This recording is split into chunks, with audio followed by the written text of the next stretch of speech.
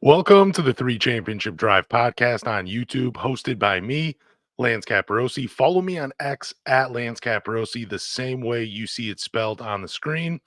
And check out the Three Championship Drive podcast on Spotify, Apple, Google, or wherever you listen to podcasts. Don't forget to hit that subscribe button over there. And do me a favor, tell a Pistons fan. As you can see, if you've been watching this on YouTube, two New Jerseys hanging up in the background. A friend gifted me a Rasheed Wallace and a Rip Hamilton jersey, both with autographs, which is pretty incredible. I don't know what I did to deserve the gifts, but either way, two new jerseys hanging up. I mean, I need one more to fill out that space next to Ben Wallace. So, dude, I'm taking gifts. If you want to send them, hit me up. So let's get into this. The Detroit Pistons lost to the Miami Heat on a crazy Bam Adebayo three, his fourth, I think, of the season. I don't want to talk about Bam's three, even though it was impressive. Like, heck of a shot by Bam Adebayo. God, I love that guy. I just hate when he does it against the Detroit Pistons. Since the Miami Heat won, I should say that Duncan Robinson did hit his 1,000th three-pointer, and I think he's like the fastest player in the history of the NBA to do it, which is so crazy because he's playing at the time when Steph Curry's playing it, but it was held previously by Buddy Hield, and now Duncan Robinson owns the record. We'll see who eventually beats that. But enough of the Miami Heat talk. This is a Pistons podcast, so let's get into this. I want to talk about Cade Cunningham briefly, and it has to do with his final shot. So if you didn't see it, I'm going to talk about it right now on the podcast. But I'm sure if you go on X or Facebook or any other social media platform, you can see the final seconds of the game, and you should, and form your own opinion on it. So the Detroit Pistons, they get a stop. That was incredible. Evan Fournier brings the ball up the floor. And for a brief second, I thought, this dude's going to try to bring it in. He's going to try to, I think they were tied 101 at this point, and there was about 20 something seconds left. But Evan Fournier has the ball. And we've seen this when the games have been close, where it's like just some random player. And I hate to say that, but I say random because it really should be Cade Cunningham taking the final shot. He is the best player on this team, where you'll see one of these guys try to attack the defense and win the game themselves. And I thought briefly Evan Fournier was going to do it. And he did the smart thing. He pulled the ball back out and he gave it back to Cade Cunningham, who also did the smart thing by holding the ball and not dribbling too quickly. Now, Cade did get the matchup he wanted with Jaime Jaquez Jr. Now, he is a good defender, but Cade even said, "This is the matchup that I wanted." But he took what should have been the final shot of the game with 10 seconds left on the shot clock. So the shot clock, the game, not the shot clock, but the left on the clock for regulation. He was dribbling. I remember thinking, like, dude, there's 17, there's 16, there's 15. And I'm like, man, he's gonna be holding the ball for a minute. I wonder what they're gonna try to run here. And then he made a mistake, a brain fart, and he took the shot with 10 seconds left. Miami, the Miami Heat got the rebound, ran it down the floor, bam, drained the three, and that was the game. And it was arguably one of the toughest games I've watched, even though I didn't get to watch the whole thing. I just watched pretty much the fourth quarter. So now Cade did come out and he did talk about that final shot. He says, I read they were about to come double team me, and I tried to keep my matchup. So he gives a little bit more context of why he decided to take the shot with 10 seconds left. And it does make sense. But why he took the shot, so it doesn't make sense why he took the shot with that much time left. But in my opinion, it's inexcusable. And it really shocked me because he is a high IQ player. He's a very smart player. Like, he typically makes the right play, even though some of those right plays that he sees do lead to turnovers. But you can tell he's still learning the NBA game, but he's always trying to make the right play because he is a very smart player.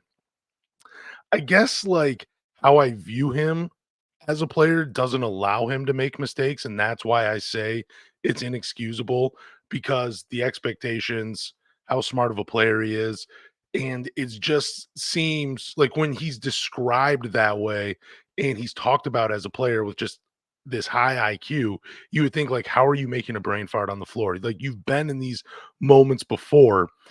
You shouldn't be making that mistake. You should let the clock wind down. So I saw on some posts that fans were wanting to ship Cade Cunningham out. And truthfully, we got to stop doing that.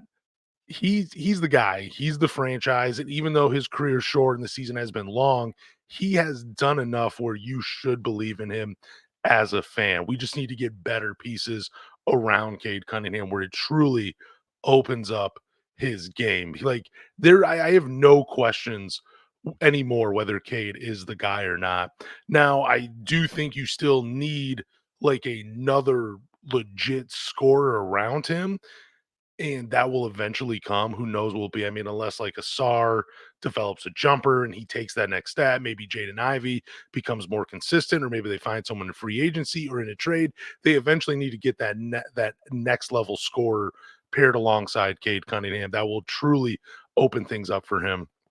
But again, I do believe in Cade Cunningham.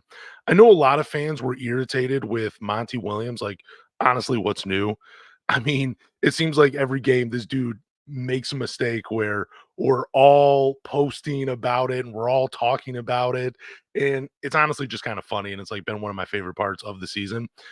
Now, they were irritated with him because he didn't call the timeout, and honestly, I don't blame him. I didn't want him to give the Miami Heat any more time to set up their defense. I thought attacking them in transition, getting them on the heels of their feet, like, that's the way you want to attack the Miami Heat, and I thought what he did by putting the ball by just letting his guys play and try to have them out on the guys out on the floor to try to win the game, thought it was smart. I think that's what you should do as a coach. You should trust your guys.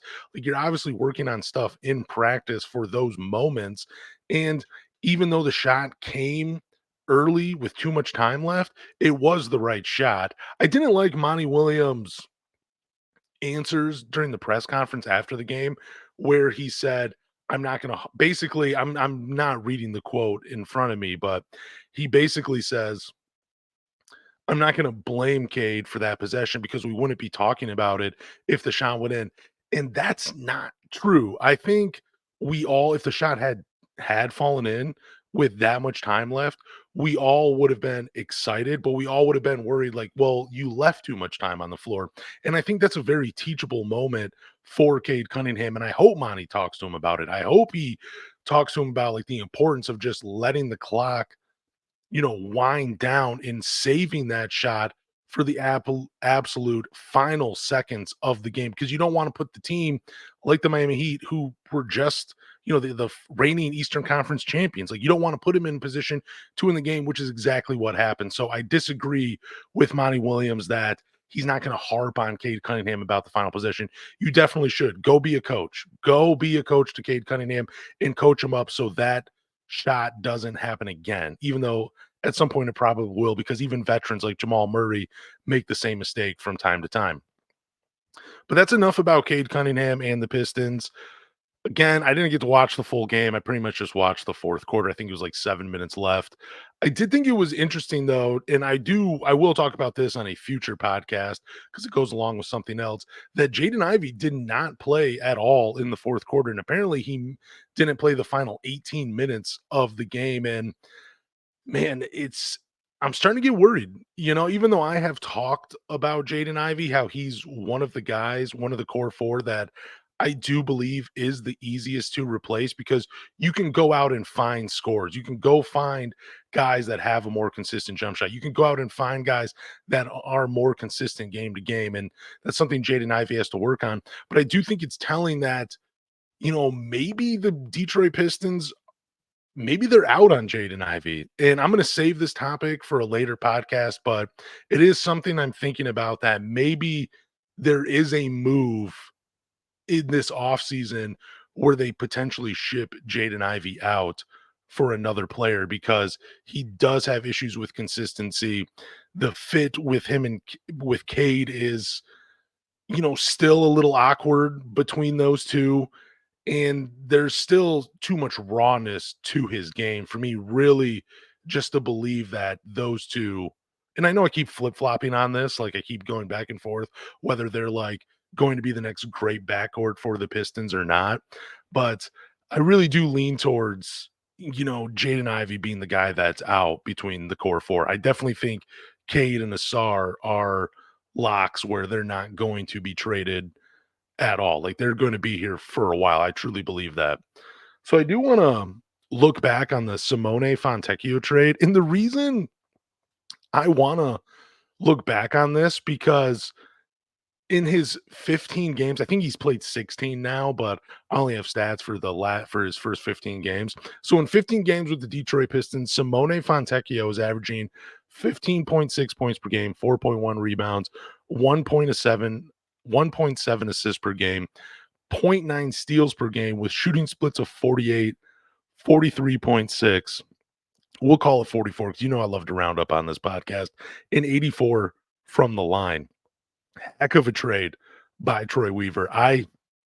If you've been listening to this podcast for a while, Simone Fontecchio was a guy I was hoping the Pistons would target in the offseason when he would be a free agent, even though he would have been a restricted free agent. So there might have had been a slight overpay to bring him to Detroit. But anyways, I love this trade. And I know most Pistons fans really like Simone Fontecchio on the Detroit Pistons, but they disliked the trade that brought him to Detroit because if you remember at the trade deadline, Troy Weaver traded away journeyman Kevin Knox in a second round pick for this year's draft. And that second round pick is somewhere in the early 30s. I think people are saying 31 or 32. I don't know. We'll figure it all out once the season ends where that pick will land. I personally don't care if Troy Weaver trades away draft picks. I know that sounds crazy because I've definitely complained about the Marvin Bagley trade in trading 2 second round picks just to, move on from his contract. But I don't care if Troy Weaver trades away those draft picks if those trades bring in guys who can help long term. And that's what the Pistons have with Simone Fontecchio, as long as he re signs with the Pistons this offseason. Now, if Simone Fontecchio does sign elsewhere, then yeah, it was a big mistake. Like, I'll, eat my words. I don't think that's going to happen. But this trade does give Troy Weaver the opportunity to control the restricted free agency when it comes to Simone Fontecchio. And I'm okay with, again, giving up assets for that control. I really do believe in Simone Fontecchio. I never hated this trade at all. I thought it was great. And when it comes to the second round draft pick, I don't trust Troy Weaver to make the right pick in the second round because he hasn't made good selections in the second round. Like, I mean, I loved Isaiah Livers when he was here, but then there was Balsa, Koprivica, Luka Garza. I believe Servetus was a second round draft pick. Gabriel Procida. I might be missing a name or two, but I think that's it for the second round. And Luka Garza is like the fifth or sixth big for the Minnesota Timberwolves, I believe. Balsa is not in the NBA. Gabriel Procida is not in the NBA. Isaiah Livers is on his way out, and Servetus, he's back overseas, I believe, playing professional basketball.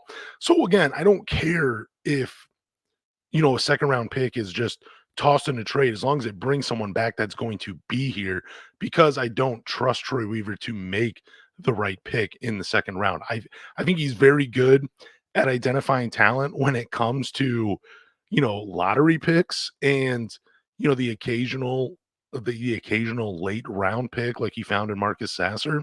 But it feels like a lot of those picks are just no-brainers. But again, in the second round, it's been, there's been some players out there that you really wish he would have taken with those second round picks. So, how much should the Pistons sign Simone Fontecchio for?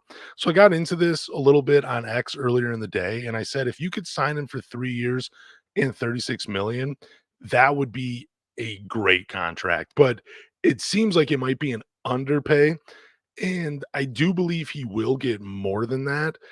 And the reason I think it is an underpay because the cap is going up and the money that players are signing for isn't what it used to be. Because at one time, players signing for $20 million was like a max or near a max level contract. But it's only 7 million more than the mid-level exception, which I guess is like $13 million. Thank you, West Davenport from the Pin Down, for providing that information that I am reading now on this podcast. So, even though I think 12 million a year for 3 years is a great price for Simone Fontecchio, I do think he's going to get close to like 15 million, potentially even 20 million. And I know some Pistons fans that I've talked to don't like the idea of paying Simone Fontecchio 20 million because we don't know if he's going to be a starter. We don't know if he's going to be coming off the bench. But again, the cap room is coming up. And according to Wes, and I'm just going to read this, he's saying you got to look at the percentages, which is true than the actual number. 20 million is 14% of the soft cap. You could have eight $20 million contracts and not even reach the first apron in the NBA now. So six $20 million contracts isn't enough to hit the minimum team salary. So if we're going to re-sign Simone Fontecchio, I'm okay with it going up to 20 million. I think 15 million is fair. I do think 12 million, even though that's ideal for me, I am now believing that it is an underpay. So 15 to 20 million, I'd be okay with Simone Fontecchio. I think he's putting up great numbers.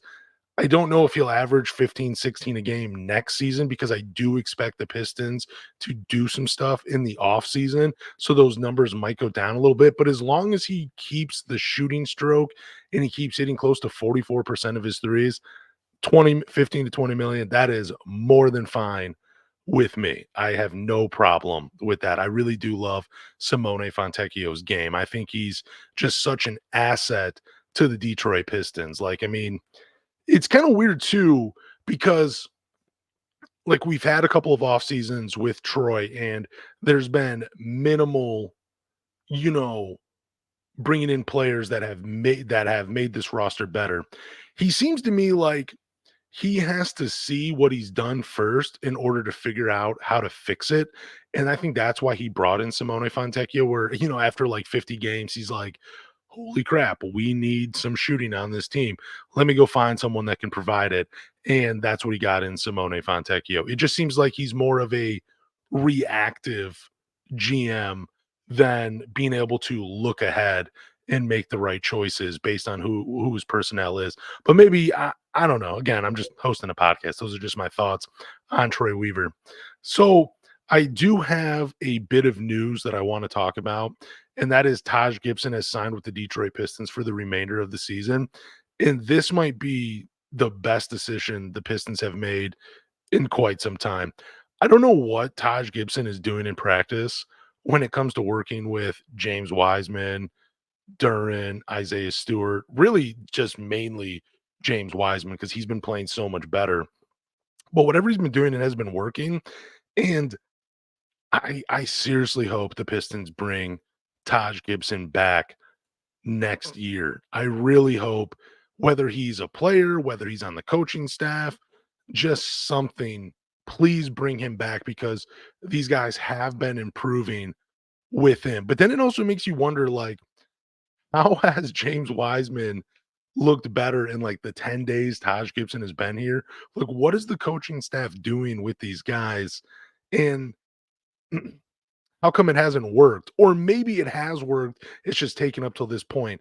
But I really do believe it has more to do with Taj Gibson. So I am eating my words because I believe on the last podcast, I kind of made fun of the Taj Gibson signing just a little bit because I really didn't think he'd have that much of an impact in 10 days.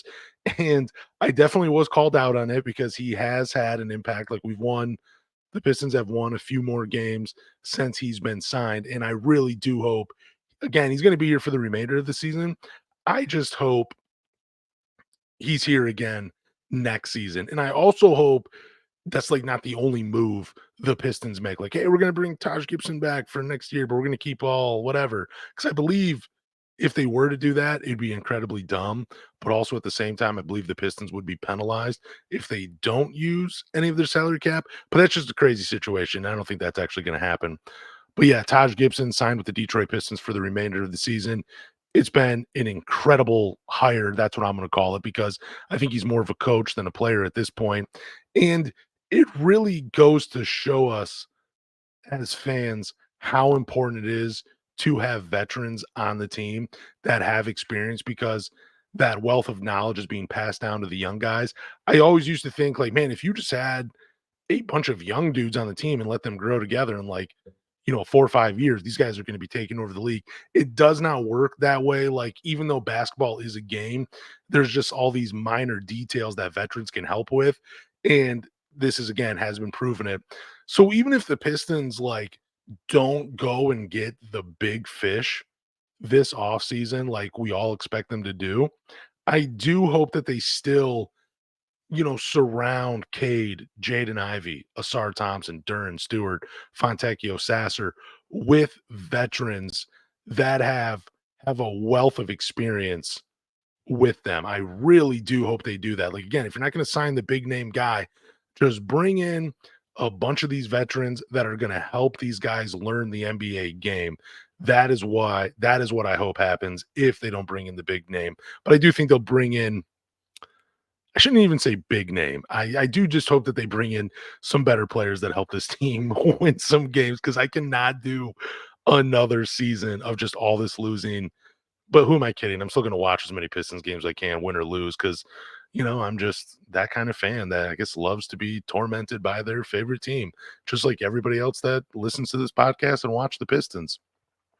But that is all I have this podcast. I know it was a little bit shorter than what I normally like to deliver, but I want to say thank you guys for listening to the Three Championship Drive podcast. Do me a favor, go to Google, Apple, Spotify, or wherever you listen to podcasts and subscribe. After you subscribe, leave a review, drop a rating, vote in the polls when I post them, but more importantly, tell a Pistons fan.